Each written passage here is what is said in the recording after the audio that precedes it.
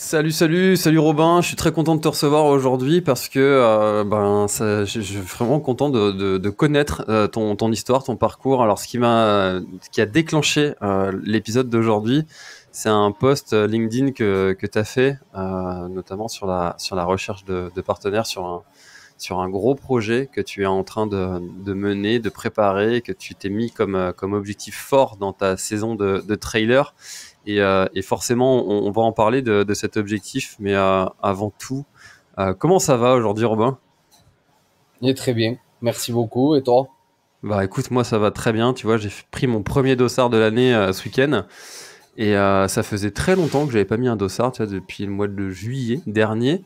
Donc ça fait du bien de retrouver cette ambiance des départs quand tu n'es pas du côté organisateur, mais du côté participant qui profite de l'événement, tu vois. Donc ça fait du bien aussi de retrouver un petit peu cette ambiance.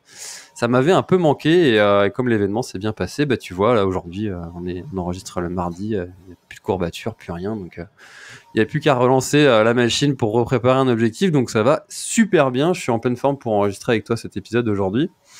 Il y a un truc qui m'intrigue quand même sur ton profil LinkedIn et je commence tout le temps les épisodes comme ça. C'est en demandant aux personnes que je reçois de se présenter. Mais toi, ta bannière LinkedIn, c'est en marqué en gros, je suis personne. Alors, qui es-tu? Est-ce que tu peux te présenter, s'il te plaît, Robin? Alors moi je m'appelle du coup Robin Vez, je vis dans le sud de la France, à côté de Toulouse, à Albi exactement. Je suis chef d'entreprise, salarié et accessoirement je suis trailer, on peut dire ça. Voilà, mais avant tout, comme tu dis, je suis personne, donc voilà. Pourquoi est-ce que Après, tu te considères comme étant personne?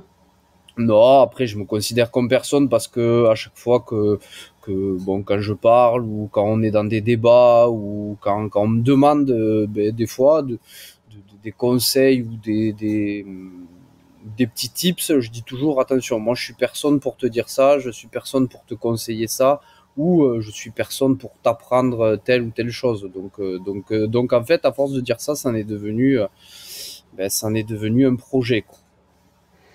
Ah, c'est intéressant de dire bon voilà, je te donne un conseil qui est le mien, t'en fais ce que tu veux. Maintenant, tu te feras ta propre expérience par toi-même et puis prends peut-être plusieurs. C'est un peu, ouais, c'est un peu l'esprit qu'il y a sur ce podcast aussi, hein, c'est de dire on reçoit tout le monde, des athlètes élites, des personnes qui ont des projets plus modestes et puis après chaque auditeur fait un petit peu un melting pot de tout ça et se sert des expériences de chacun pour grandir et de se développer lui-même quoi. C'est un peu cet esprit-là que tu développes si j'ai bien compris. Ouais, c'est ça, je veux pas, en fait, tu vois, je pense qu'on a tous un avis sur quelque chose. Je pense pas qu'il y ait forcément de bons ou de mauvais avis. Après, même si, oui, il y a des mauvais conseils et de bons conseils, ça c'est sûr. Mais tu vois, par exemple, je te prends l'exemple d'une chaussure. Combien de fois on est venu me voir, ou on est venu me parler, on m'a dit qu'est-ce que tu me conseilles? Mais en fait, je peux pas te conseiller. C'est tellement spécifique et encore plus aujourd'hui que je veux pas dire à quelqu'un mais vas-y, prends ça, tu vois, c'est le top. Alors que s'il faut, le mec, c'est pas du tout ça va lui défoncer. Je sais que une mauvaise paire de pompes, ça peut te flinguer une saison. Hmm. Ouais, et puis tu vois, il y a un truc qui me fascine sur les réseaux, c'est ça me fait rire à chaque fois que je vois ça. C'est quand quelqu'un vient et pose une question sur le sujet de la chaussure justement, et puis que dans les commentaires, t'as des gens qui répondent juste un nom de marque.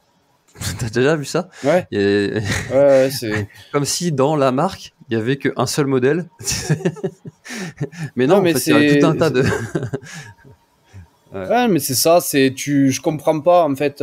Après, ça, après, j'ai un avis, je peux être très cash et très franc, ou même des fois, mais bon, ouais, je comprends pas, parce qu'en fait, en plus, moi, je suis très mauvais exemple, parce que j'ai très peu d'ampoules, à peu près toutes les paires me vont, donc, déjà, je conseillerais jamais personne. Et quand les mecs, ils mettent, ouais, une marque, mais en fait, je te prends l'exemple de Oka, d'une Oka Mafat à une Oka, euh, je crois que c'est le modèle Zinal ou je sais pas quoi, où il y a zéro amorti, où c'est fait pour faire de la vitesse. Mais si tu pars sur ça, sur un 100 bornes, tu finis, t'as plus de genoux, quoi.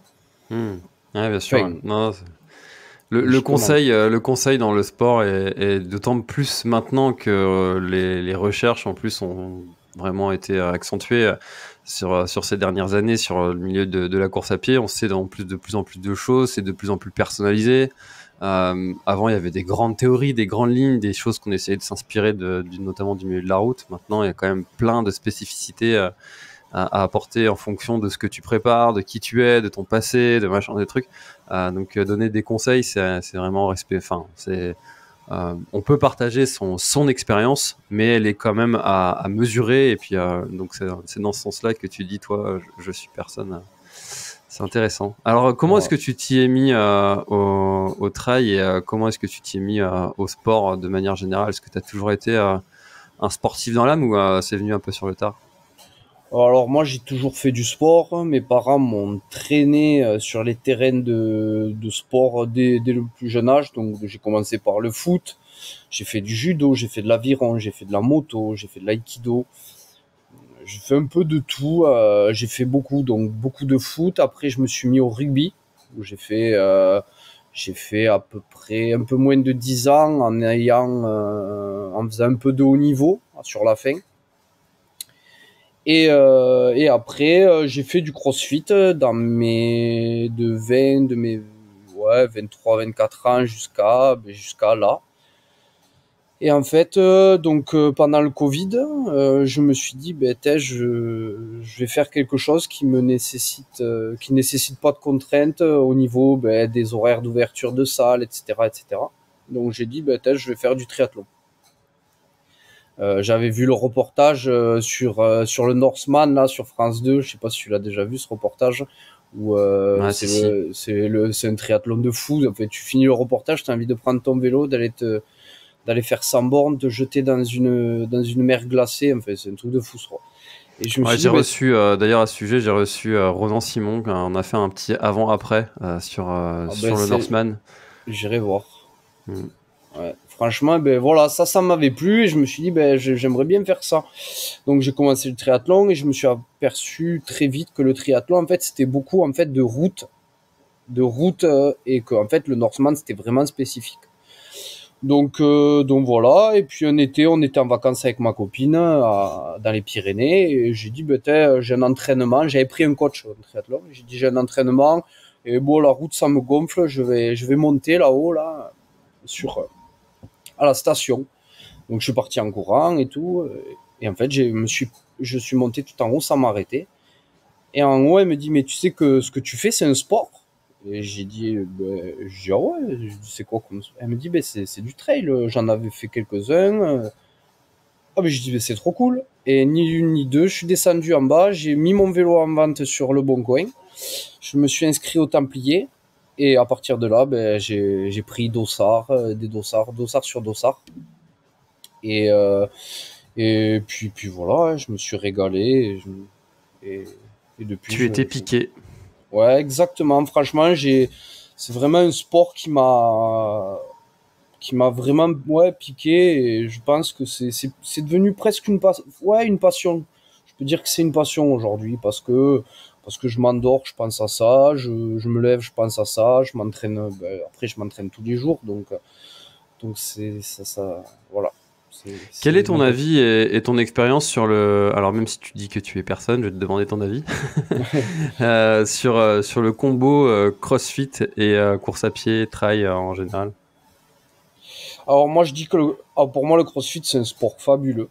Je pense que tout le monde, on devrait en faire dès les plus jeunes âges ou même dès 16 ans, 17 ans pour avoir quand même une mobilité au niveau du corps et une certaine force. Après ça a une limite par contre parce que je trouve qu'à partir d'un certain moment quand les poids commencent à être beaucoup trop lourds, je pense que ça peut être très traumatisant si les mouvements ne sont pas bien faits. Donc pour moi, la limite, elle est là.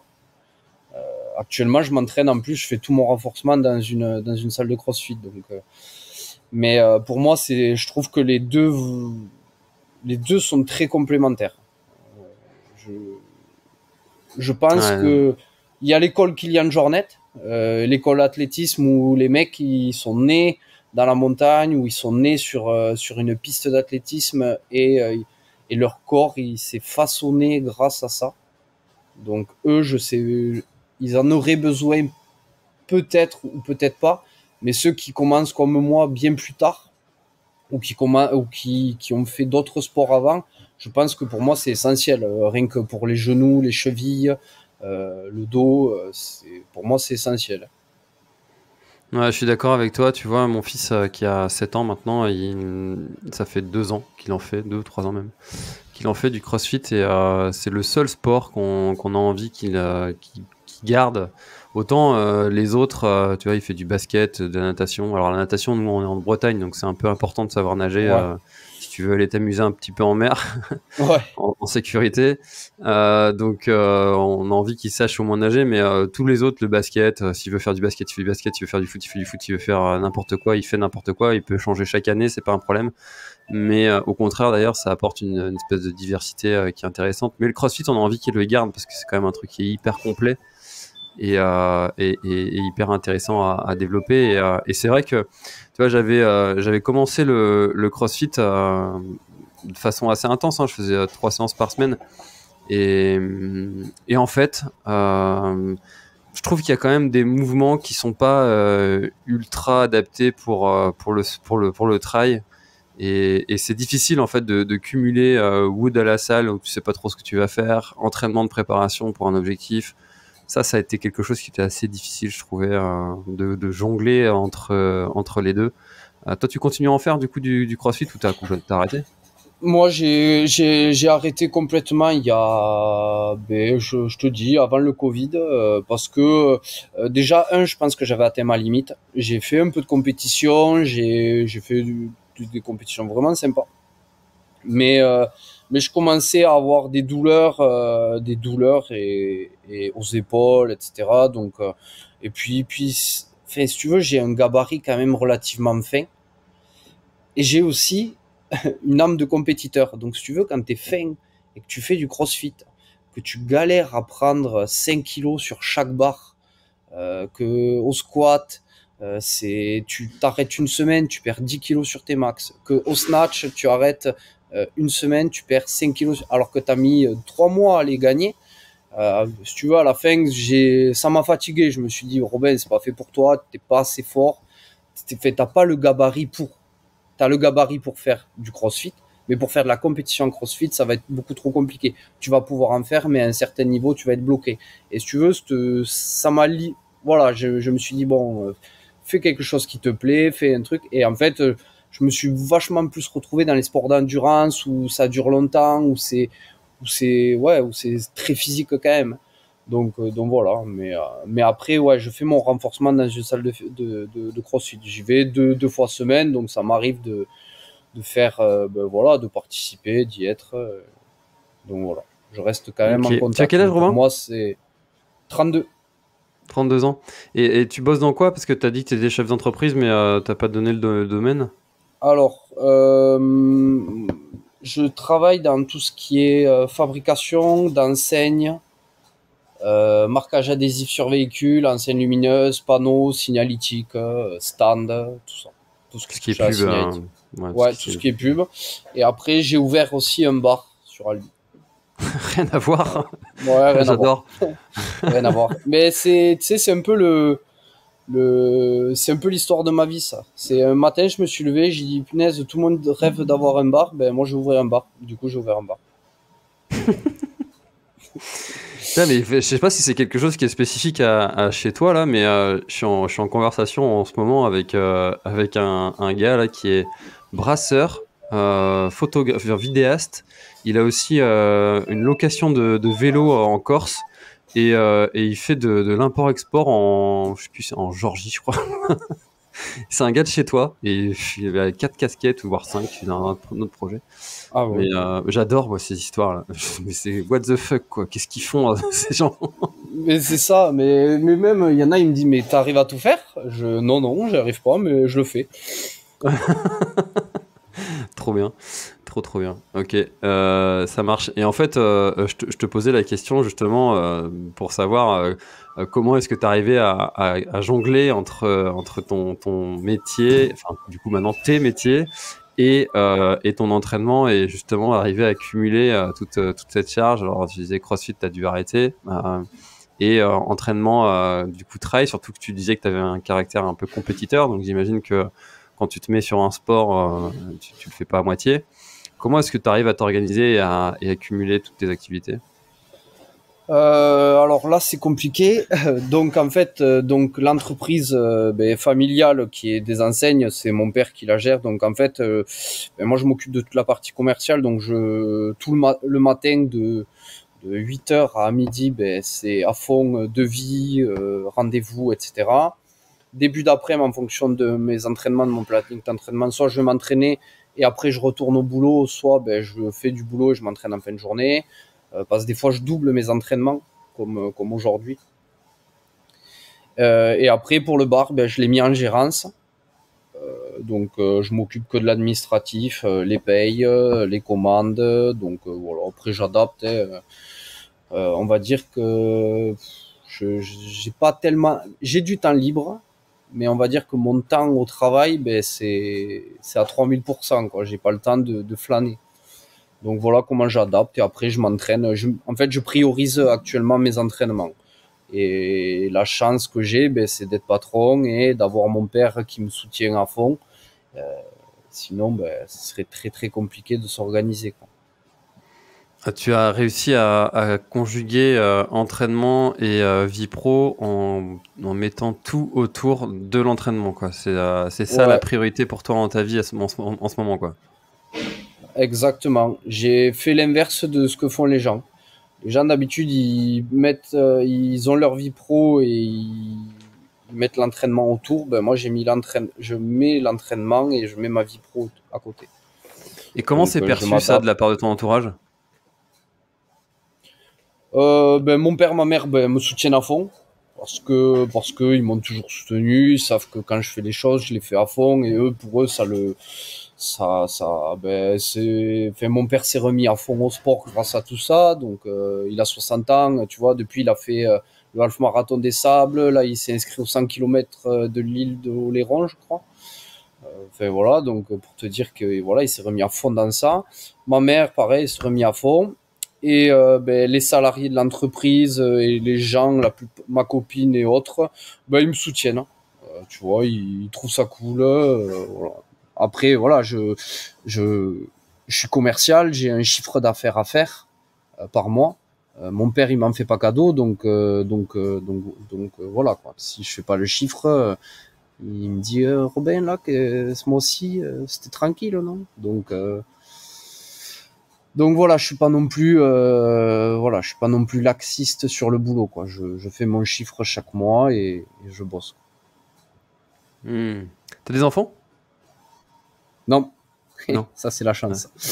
Ça c'est La chance, ça je sais pas. non mais c'est Ça simplifie sur c'est un atout. l'organisation. Ouais, bien Oui, c'est sûr. un atout. Franchement, j'aurais des enfants, je pense que j'en serais pas là et j'aurais pas le même discours, hein. C'est sûr que ça change beaucoup de choses, hein, l'arrivée de ces petites bêtes dans une vie, ça c'est clair. Pourquoi est-ce que tu penses que tu as ce côté compétiteur? Ça vient d'où? Ouais, je pense depuis toujours, j'aime bien gagner, je suis très mauvais perdant. Euh, pour moi, je joue au Uno, il faut que je gagne. C'est marrant, Voilà, j'allais te prendre cet exemple. ouais, voilà, moi je joue au Uno, il faut que je gagne. Point. Mais Toi, tu dois être le ouais, premier j'ai à ce gueuler côté. contre Uno, quoi. Ouais, c'est ça. Moi, je gueule contre Uno. Je suis prêt si tu veux, pour pas que les gens voient que j'ai le Uno, je colle mes cartes, je retiens mes cartes, je colle mes cartes pour en faire qu'une. Comme ça, ils me disent contre Uno, alors que j'en ai deux, ils prennent des cartes. Tu vois ce que je veux dire? Je gagne, quoi. Un peu Mais fourbe. ouais, non, j'ai ce côté. Ouais, exactement. Non, mais après, j'ai toujours fait du sport, donc du foot, automatiquement, m'étant bien à connaître, tu sais, les différentes catégories. Tu as envie de gagner pour passer dans la catégorie au-dessus. Puis après, je me suis mis au rugby. J'ai fait du rugby à plus ou moins haut niveau. C'est pareil. Tu dois gagner. Et puis voilà, après, compétition. J'ai toujours fait ça, en fait, des compétitions. Et donc, ça m'a forgé un peu cet esprit compétition, performance. Et voilà. Ouais, ça se sent que c'est un petit peu dans ton caractère aussi. Ça va avec le caractère chef d'entreprise où tu essayes de développer ton truc, faire du mieux que tu peux pour tes clients, pour toi, et je pense que ça va un petit peu ensemble, ce côté compétiteur et dans le sport et dans tous les milieux un petit peu de ta vie, j'imagine. C'est ça, Ouais, hein. je pense que ouais, le ne va pas sans l'autre. Quand on a une entreprise ou je pense que même quand on fait un sport et encore plus quand on fait du trail, je pense, hein, du trail ou de la course à pied, quand on met un dossard sur le ventre, c'est pour faire quand même le meilleur temps, être meilleur que les copains sur le moment et voilà, enfin pour moi, je pense que c'est ça. Sinon, par exemple, tu vois, par exemple, je vois pas l'intérêt de prendre un dossard. Ça, attention, hein, pareil, ça c'est ma vision. Mais par exemple, si tu veux, admettons demain, je te dis, je vois pas l'intérêt de prendre un dossard au GRP si c'est pas pour faire le meilleur temps. Sinon, je fais moi-même ma course en solo dans les Pyrénées, tu vois. Je fais un entraînement, je fais ma balade et ça aura le même rendu. À partir du moment où tu mets un dossard, on va dire pour moi, tu t'engages avec déjà avec l'organisation et tu t'engages avec toi-même pour faire le meilleur résultat possible. Donc pour Ah, moi, c'est ça va être... intéressant. Et puis en fait, tu te rends compte qu'on est quand même beaucoup, même si on sait qu'on va pas aller chatouiller les podiums, qu'on est quand même pas mal à se challenger, à se batailler. Tu vois, je te prenais l'exemple de mon dossard ce week-end, là. Je te racontais ça en début de podcast. Tu vois, à un moment, il y a un bénévole qui me dit, allez, plus que 2 kilomètres. Tu vois, j'étais à 5h50. Et je Ouais. dis, ah, il faut que je passe sous les 6 heures, tu vois. Et là, tu te sors les doigts. T'essayes d'aller Ouais. chercher les 6 heures. Bah, finalement, c'est presque tu vois, C'est de la un combat compétition. quand même. Tu t'es challengé, c'est de la compétition. Après, quand je parle de compétition, de performance, c'est pas forcément faire. Enfin, oui, l'idéal, c'est faire un podium. Mais c'est pas ça. Pour moi, tu fais de la compétition, tu te fixes un objectif de temps. T'as un mec qui est devant toi, tu vois qu'au bout du 20e, 30e kilomètre, en fonction de ta course, il faiblit, tu vas faire en fonction d'eux pour le doubler et finir devant lui. Enfin, voilà, c'est une compétition. Après, faire un podium, c'est encore autre chose. Mais pour moi, la compétition, ouais, c'est donner le meilleur de soi-même, se préparer pour le donner, et puis en avant, quoi. Hmm. Alors, est-ce que tu peux nous raconter ce fameux projet que tu es en train de préparer? Alors, donc je me prépare au GR10, donc la traversée des Pyrénées, c'est 868 km et 48 000 de dénivelé ou 55 000, ça dépend les montres et les GPS, il y a un peu tout qui se dit.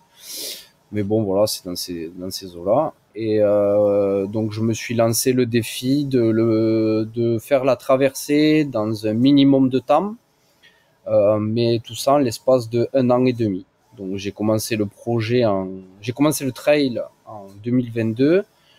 J'ai fait une année où j'ai découvert les distances, etc. Et en janvier 2023, je me suis lancé ce défi de me donner 1 an et demi, 1 an et 8 mois pour réaliser cette traversée, tout en étant un débutant, parce que faut dire les choses comme elles sont. Hein. Je suis débutant, ça fait pas longtemps que j'en fais. Et donc voilà, je me suis entouré des meilleures personnes à mon sens pour y arriver. Et, euh, et donc voilà. C'est Adrien Séguré qui t'entraîne? Ouais, c'est Adrien Séguré. La classe. Rien que ça. Yes. Ouais, Déjà? j'ai eu Ouais. beaucoup de chance. Ouais, à l'époque, quand donc j'ai eu des légères mésaventures avec en fait un groupe d'athlètes, une fondation, enfin bref, des trucs un peu bizarres. où il m'avait mis un entraîneur en fait début 2023 qui était censé être un très bon entraîneur, etc. Ça s'est pas forcément très bien passé, donc je me suis retrouvé très vite sans personne, sans structure, sans rien, et je travaille avec une agence marketing qui s'occupe de tout ce qui est un peu, tu sais, branding, image, tout ça, et qui m'a dit mais tu voudrais qui comme entraîneur? J'ai dit qui peut me permettre d'y arriver, il y en a que. Je dis c'est Adrien Séguré. Et en fait, elle a contacté sans, enfin voilà, dans mon dos comme on dit. Et puis elle m'a dit c'est bon, il va t'appeler. Et du coup voilà comment ça s'est fait. Et en fait il a adoré le projet et puis il a accepté de me prendre en coaching. C'est cool parce que, enfin, je connais pas Adrien, je l'ai jamais reçu sur le podcast, hein, mais on s'est déjà croisés sans échanger, mais c'est quand même, je pense, quelqu'un qui doit être assez demandé, surtout avec son statut de sélectionneur d'équipe de France de trail. Donc c'est chouette qu'il ait adhéré à ton projet et qu'il puisse t'accompagner dans le tien. Alors, tu souhaites réaliser cette traversée, alors je rappelle un 900 km, 55 000 de D+, un record actuellement tenu par Eric Lavry, qui est à 11 jours de mémoire, hein, c'est ça? Lui, il est à 9 jours. 9 jours, 9 heures. 9 jours, 9 heures, ah oui, c'est ça. Et toi, tu souhaites mettre combien de temps? Alors moi, donc il y a une petite part de ma tête qui me dit Robin, t'es capable de le faire. 9 jours, 9 heures. Et puis moi, j'aimerais. Ouais, tu sais, c'est mon côté un peu naïf et compétiteur où je me dis, tu peux y arriver. Après, entre ce qui se passe dans ma tête et le jour J dans mes jambes, c'est une autre histoire. Mais moi, j'aimerais bien mettre, 12 jours, tu vois. 12 jours, ça serait vraiment, enfin, ouais, ça serait vraiment l'idéal, quoi. Ça serait top. J'aimerais faire entre lui et Thierry Corbarieux, qui est le premier à l'avoir réalisé, qu'il a fait en 12 jours et quelques. Il y en a beaucoup qui l'ont fait, cette traversée? Pas tellement. Je sais qu'il y a Aurélien Sanchez qui a tu sais, le finisseur de la Barclay. Oui, que j'ai reçu aussi sur le podcast juste après. Ouais. Et qu'il a fait en off, je sais, sans assistance. Mais après, qui ont fait cette traversée, quand tu vas sur le site FKT, tu as Thierry Corbarieux et Eric Lavry, c'est tout. Ah oui, d'accord, qui ont déclaré un temps, un chrono sur la traversée. Ouais. Du coup, ça veut dire qu'il y a une place pour toi au minimum sur la 3e marche, quoi. Exactement. Ouais, là, je prends pas trop de risques, du coup. Pour le coup. Ouais. Faut finir quand même. Ouais, voilà, mais faut finir. Ouais. Ça, c'est une autre histoire, quoi. Ce qui en soi est un sacré morceau quand même, quoi. Rien que ça. C'est un défi, mais après, entre nous, demain, je le finis en 15, 16, 17 jours. Je serai très fier de moi. Hein. Voilà, je vais pas dire que je vais arriver, je vais dire ah putain, fais chier, quoi. Non, c'est un sacré défi, c'est une grosse distance. Tout peut arriver sur ce type de distance.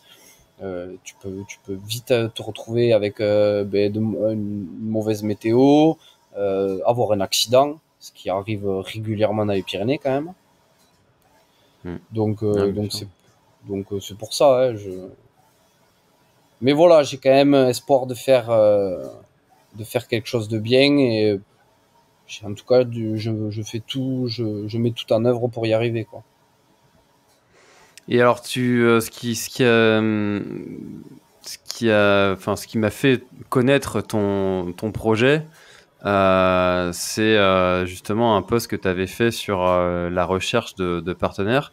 Alors c'est un sujet qui m'intéresse vraiment beaucoup parce que c'est aussi un sujet qui me concerne directement sur les événements que j'organise notamment. Parce que c'est un vrai sujet qui est compliqué quand tu as envie de mener un projet, que tu as besoin de moyens, que tu crois en ce que tu veux, ce que tu es en train de monter. et qu'il faut aller le défendre et convaincre des gens pour t'accompagner sur ce projet-là. Comment est-ce que tu gères ça? Est-ce que tu as eu des apprentissages entre le début de ta recherche de partenaires et maintenant? Raconte un petit peu comment est-ce que tu gères cette partie partenariat. Cette partie partenariat, je la sous-traite grâce à cette agence. En fait, je la sous-traite et je la fais aussi, hein, parce que j'écris beaucoup de mails. Les entreprises locales, c'est moi qui vais les démarcher. Mais ouais, cette partie-là, en plus en ayant ce côté commercial et ce côté entrepreneur, elle m'intéresse, hein, un peu comme toi. Mais c'est très compliqué en français aujourd'hui de trouver des partenaires, d'intéresser des marques. Ouais, franchement, pour moi, c'est une galère. Aujourd'hui, tu vois, il y a pas longtemps, on m'a posé la question. Le patron de la salle de CrossFit où je suis, il m'a dit comment tu te sens, qu'est-ce qui te fait, est-ce que tu as peur, qu'est-ce qui te, dans ce projet, en gros, qu'est-ce que tu crains? Et j'ai dit, mais franchement, la traversée, je fais tout ce qui est en mon pouvoir pour m'entraîner, je rate pas un entraînement, je fais des volumes astronomiques. J'ai dit, la seule partie qui m'inquiète, c'est la partie partenaire, administratif et financière, en fait. Parce que cette partie-là, c'est le néant complet.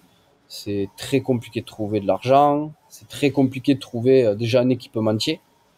Aujourd'hui, j'ai aucun équipementier. Les affaires que je mets, c'est les mêmes que quand j'ai commencé il y a 2 ans et demi, 3 ans. Donc, je suis pas à plaindre, attention, mais il faut tout calculer parce que quand on s'entraîne avec des volumes horaires de, de,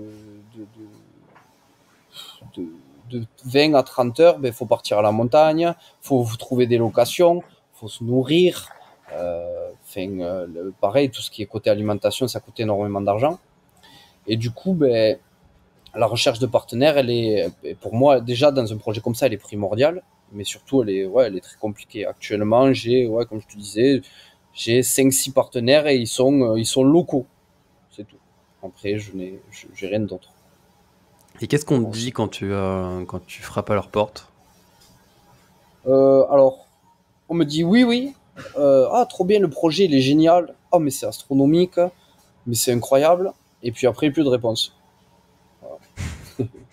Tu vois, mais voilà, c'est ça. Après, je peux comprendre on peut me dire non, en fait. Mais le problème, c'est que j'aimerais qu'on me dise non, pas qu'on me dise oui, d'accord, Robin, on va t'aider. Et au bout d'un moment, en fait, t'en es à relancer. Sauf qu'en plus, moi, je déteste faire ça.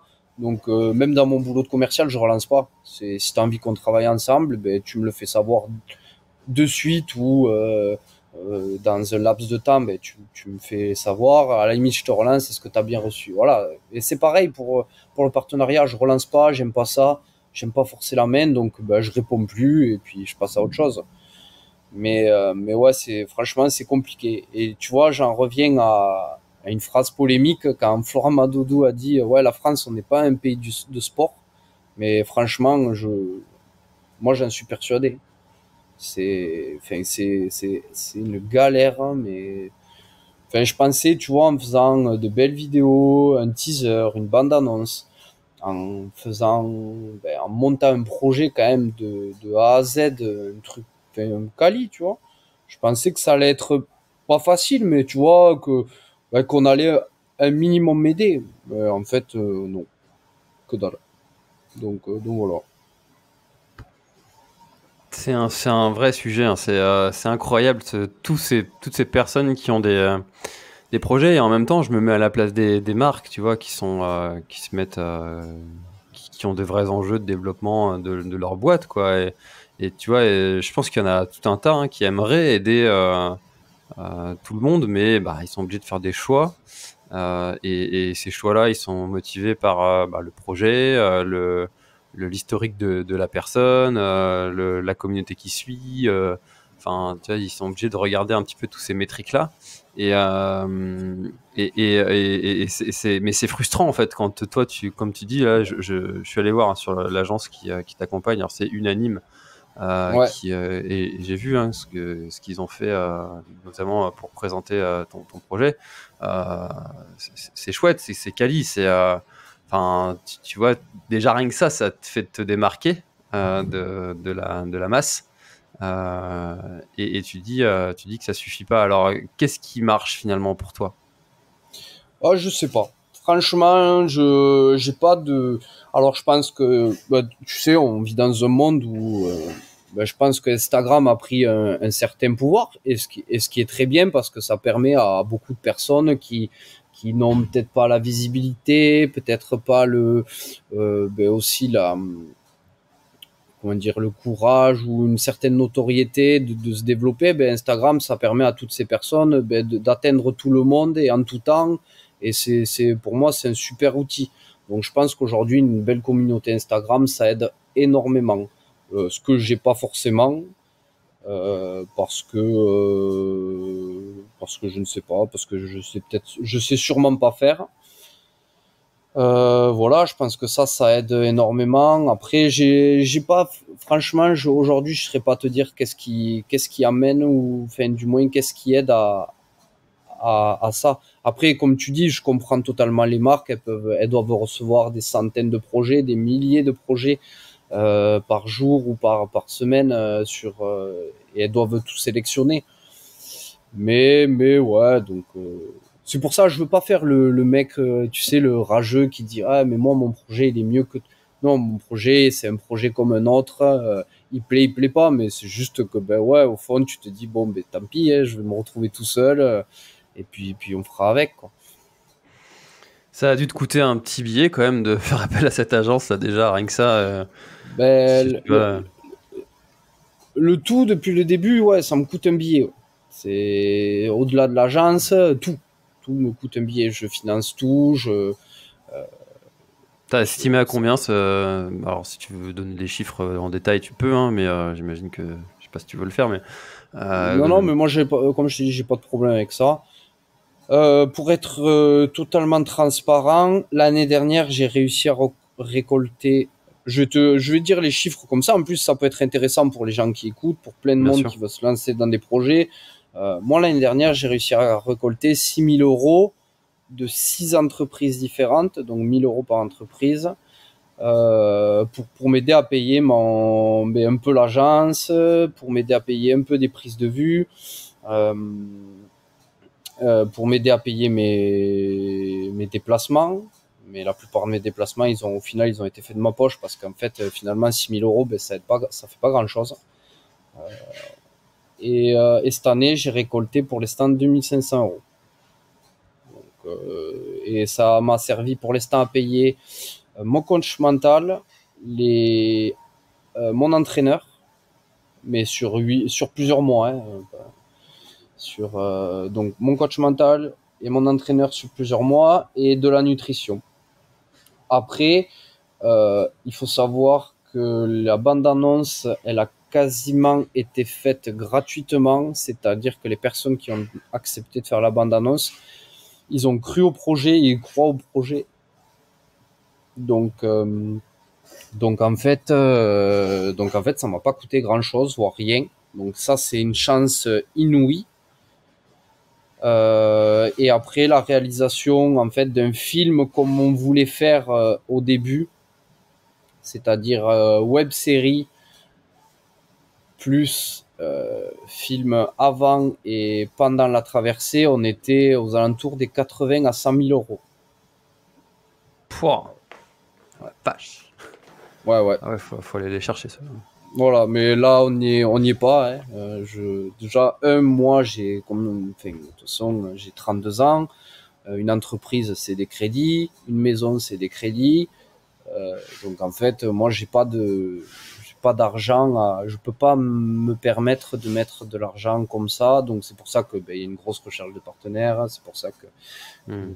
qu'on cherche. Mais voilà. Après, si ça se fait pas, comment dire, c'est pas grave, hein, la traversée, c'est bien plus que ça, je la ferai quand même, et c'était juste que nous on voulait, voilà, créer une histoire humaine, montrer à travers de certaines images que, en fait, que quand on veut, tout est possible, quoi.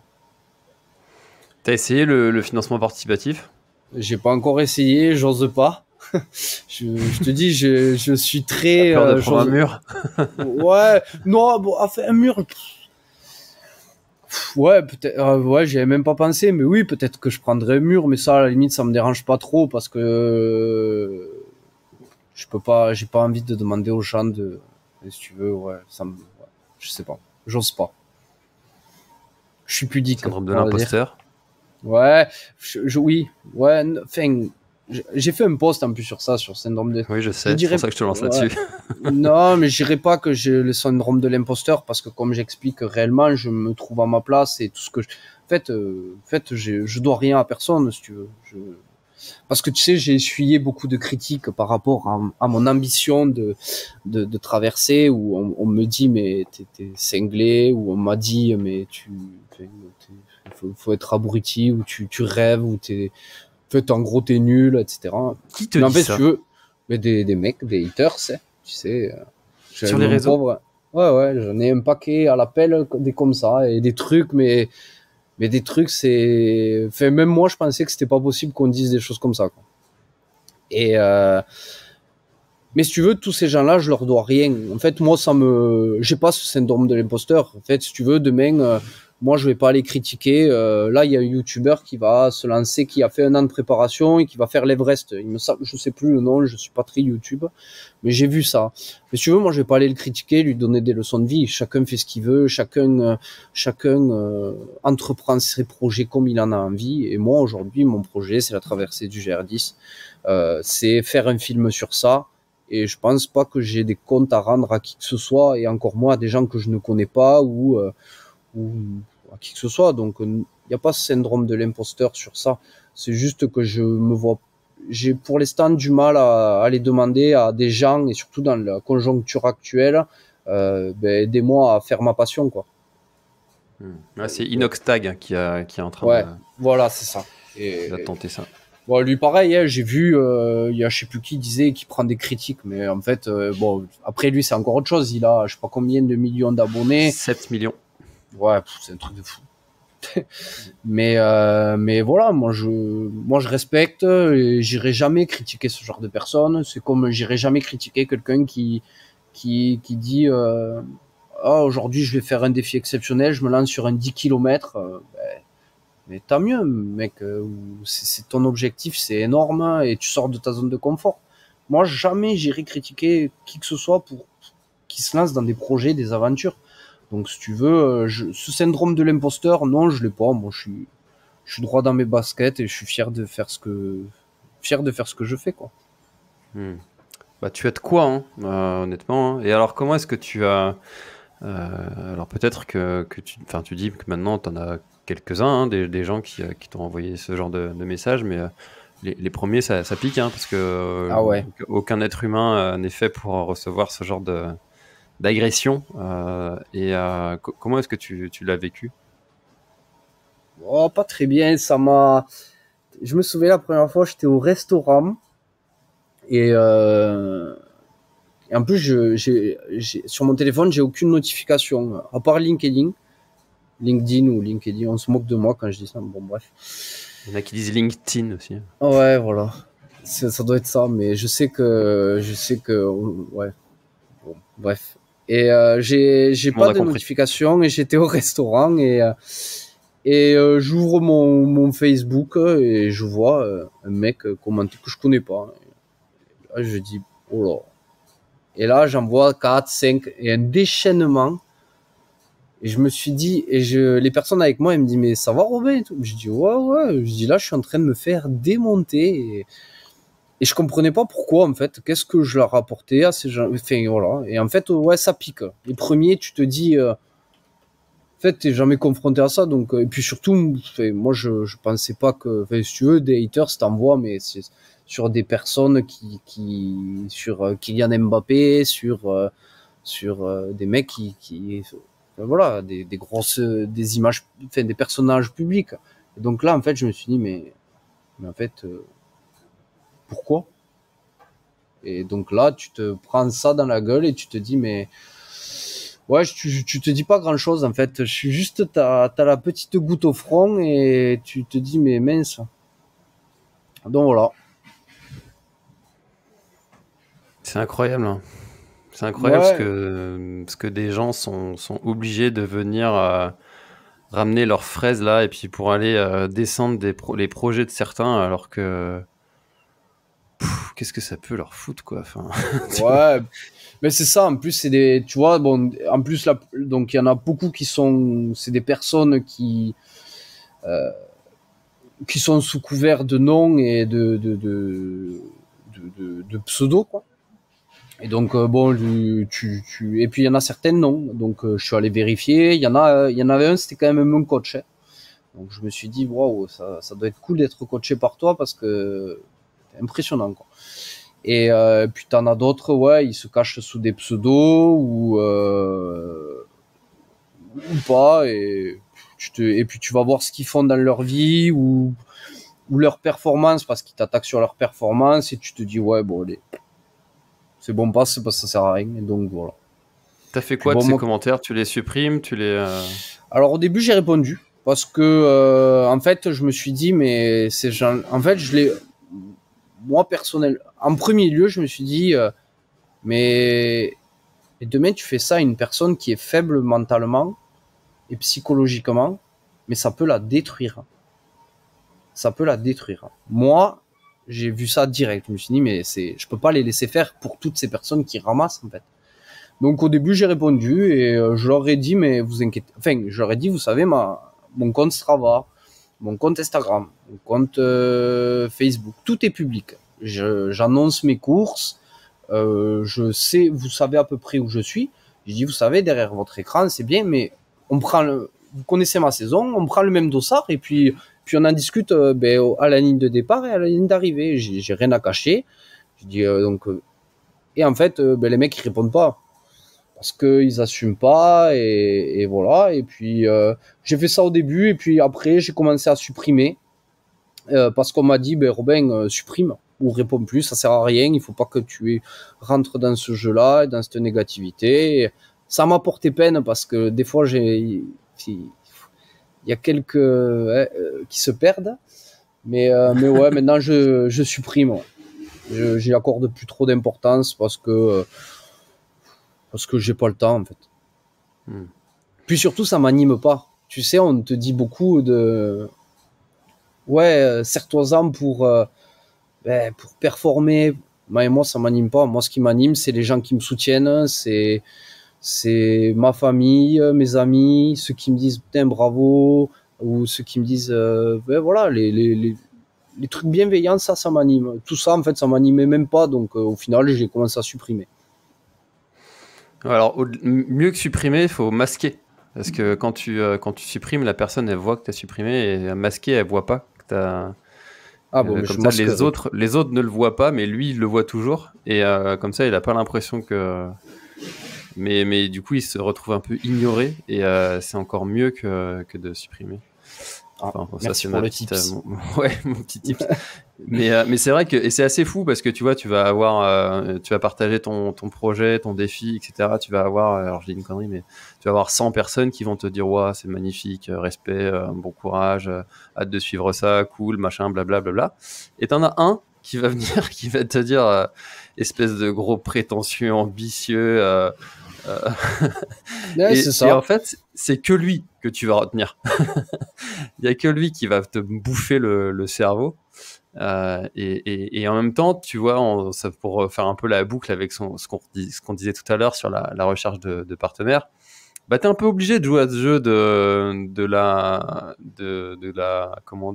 des réseaux sociaux et de montrer publiquement ce que tu es en train de faire.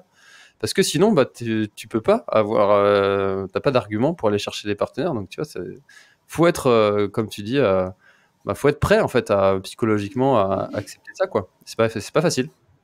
Ouais, non, mais c'est ça, il faut être prêt. Et comme tu le dis, en fait, si tu t'exposes pas, Si tu dis pas ce que tu fais, tu n'as pas de partenaire. C'est impossible. Ou sinon, alors il faut m'expliquer comment, faut me donner le secret. Parce que voilà. Donc, tu vois, moi, il y a 2 ans, enfin, quand j'ai commencé un peu, j'ai commencé à en mettre. Tu vois, mais avant ça, je n'utilisais quasiment pas Instagram. Si, je prenais des photos de bière, de soirée, voilà, c'est tout. Mais je n'utilisais pas du tout Instagram. Et aujourd'hui, je l'utilise constamment parce que c'est une vitrine. Aujourd'hui, c'est ta vitrine, c'est ce qui te permet d'être attractif pour les marques. Et si t'as pas ça, tu n'as pas de marque. Ouais, en plus, je suis allé le voir, ton compte Insta, là. Moi, j'aime bien faire tout ça en direct, hein, pendant que je suis en échange avec les invités, parce que, comme je te disais, j'ai pas de questions écrites et tout, je découvre au fur et à mesure. Et en plus, il est plutôt quali, hein, ton compte Insta avec 6500 abonnés, comme tu as du contenu qui a l'air d'être bien travaillé. J'imagine que c'est l'agence aussi qui t'a accompagné dans ce développement. Et donc voilà, bon, j'invite tout le monde à aller voir le compte Insta de Robin, tiré du... c'est combien celui-là? Le 8. Je sais pas, tu tapes Robin Vez, il n'y en a pas beaucoup dans le monde. Non, j'ai trouvé assez facilement, donc vous devrez trouver facilement si vous voulez aller suivre Robin. Tu disais que tu avais un accompagnement en prépa mentale. Alors là, on change de sujet complètement, tu vois, enfin un petit virage 360. Comment est-ce que ça se matérialise, concrétise? Quels sont les apprentissages que tu as pu faire? Comment est-ce que ça se passe en fait concrètement? Parce que c'est pas quelque chose de très courant encore aujourd'hui, la prépa mentale, autant l'accompagnement, entraînement, nutrition, etc. C'est des choses qui se font depuis quand même quelques temps maintenant, mais on n'entend pas souvent des athlètes qui sont accompagnés mentalement. Comment est-ce que ça se déroule pour toi? Alors, moi, j'ai une séance semaine par téléphone. Par téléphone ou visio, ça dépend. Sinon, après, des fois, il est de Bordeaux. Alors, pour le coup, c'est Grégory Mallet. Il a été médaillé olympique au relais 4x100 mètres. Médaillé d'argent derrière le relais de Phelps en 2000 et quelques.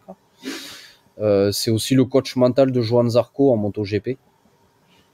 Donc voilà, j'y fais un peu sa pub parce qu'il le mérite. 2-3 bonnes rêves quand même, quoi. Ouais, voilà, c'est pas mal. Tu vois, donc c'est pour ça j'ai essayé de trouver les personnes qui pouvaient m'aider vraiment.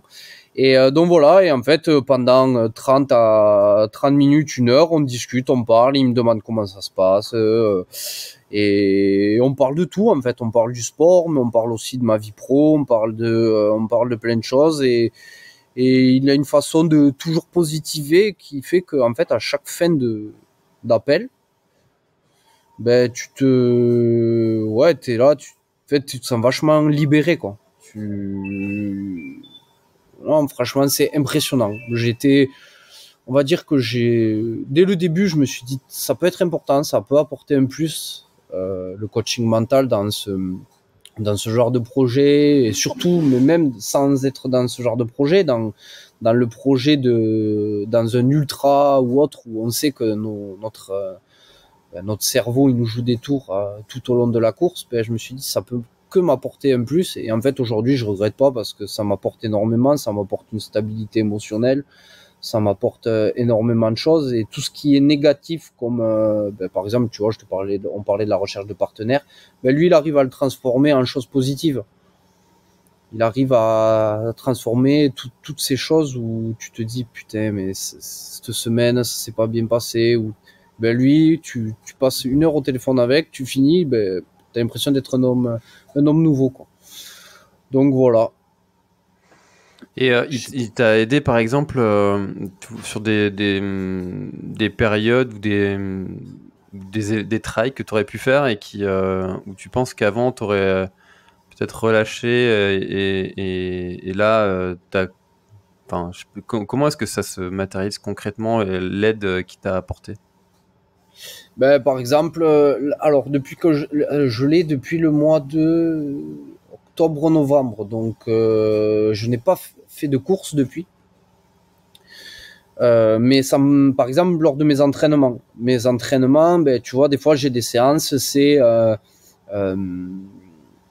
par exemple 3 à 4 heures de trail avec tant de dénivelé, ou c'est 4 heures de trail avec 1500 à 2000 de dénivelé, ou des fois voilà. Et ben en fait ça se matérialise qu'avant de l'avoir, tu vois, t'étais un dimanche, tu sais comment c'est, le dimanche, t'as envie d'être au chaud à la maison, alors que là, t'es dehors sous la pluie. Au lieu de faire 3h10, je faisais 4 heures.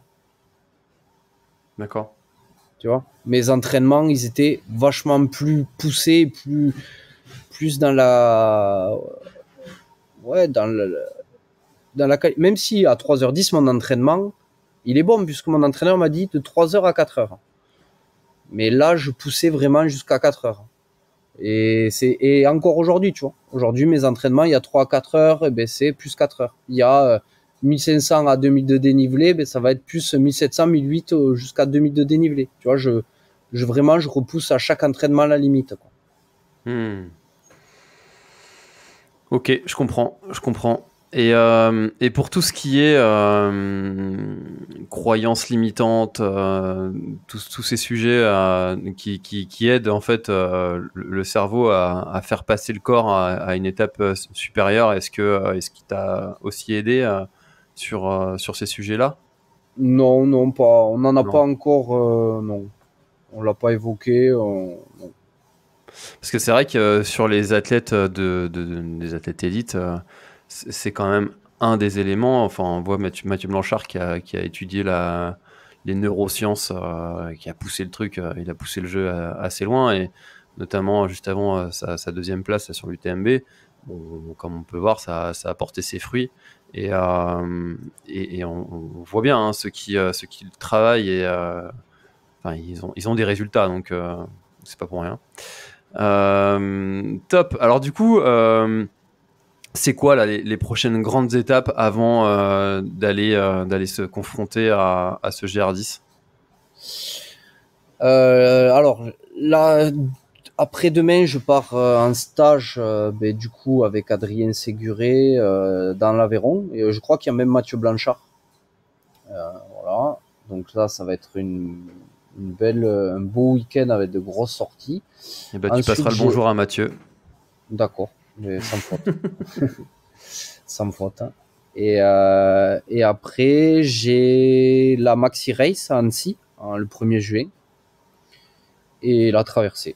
Voilà, pas plus.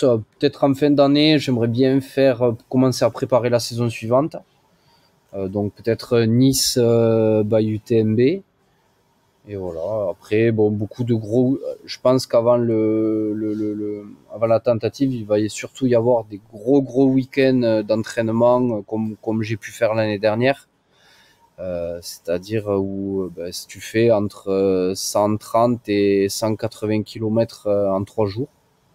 Ça, j'en ai fait un paquet l'année dernière. Donc je pense que ça va être les gros points avant la traversée, quoi. Et alors, c'est quand cette traversée déjà exactement? Le 10 août, ouais. Le 10 août, ok. Eh ben, écoute, comme je te l'avais dit avant qu'on commence cet épisode, moi, ce qui m'intéresserait, ce serait de faire un petit avant-après. Donc, on a Ouais. un peu les coulisses, enfin l'avant, la préparation. Alors, même si on n'a pas non plus énormément parlé d'entraînement et de savoir même si tu as donné un peu quelques chiffres, mais en tout cas, on a un bel aperçu de ton historique et de ce que sont tes problématiques, comment est-ce que tu fais pour les résoudre. Et puis, ce que je te propose et ce que je vous propose aussi, chers auditeurs et chères auditrices, c'est de faire un épisode une fois que tu auras réalisé, peu importe le score, le score final, Ouais. que tu nous racontes l'histoire après. Est-ce qu'il y a quelque chose dont on n'a pas parlé au sujet de cette avant et que tu aurais aimé ajouter à notre échange pour le clôturer? Ouais, je pense on a fait le tour. Bon, on n'a pas parlé trop d'entraînement, mais je pense que bon, de toute façon, ça, c'est comme les chaussures, c'est un peu spécifique à tout le monde. Après, Après, non, je pense qu'on a quand même évoqué pas mal de choses puis bon, comme je t'ai dit, je suis débutant, il n'y a pas grand-chose à raconter sur mon passif, hein. Bah, c'est ça qui est intéressant justement, c'est de partager c'est ça que j'aime faire sur ce podcast, c'est justement de partager les histoires de chacun et de montrer qu'il n'y a pas un seul chemin pour arriver au même résultat. Mm. Et que finalement, bon bah voilà, tu vois les grands parcours des coureurs les plus connus qui sont toujours interviewés et que tu connais, tu connais par cœur et tu revois, mais en fait, tu te rends compte qu'il y a plein d'autres façons d'y arriver et ça, c'est à mon avis aussi hyper intéressant de le partager et c'est pour ça que je tiens à recevoir absolument tout le monde sur ce podcast et merci d'avoir partagé ton histoire aujourd'hui et puis ben je te souhaite bien du courage pour ce défi et puis toutes ces heures et ces heures d'entraînement et tous ces kilomètres que tu vas parcourir jusque-là et en espérant que tout se passe pour le mieux dans ce projet pour toi et puis bah écoute je vais suivre ça avec grand plaisir. Merci beaucoup Robin. Ben, merci à toi, François. C'était top. À bientôt. À très vite.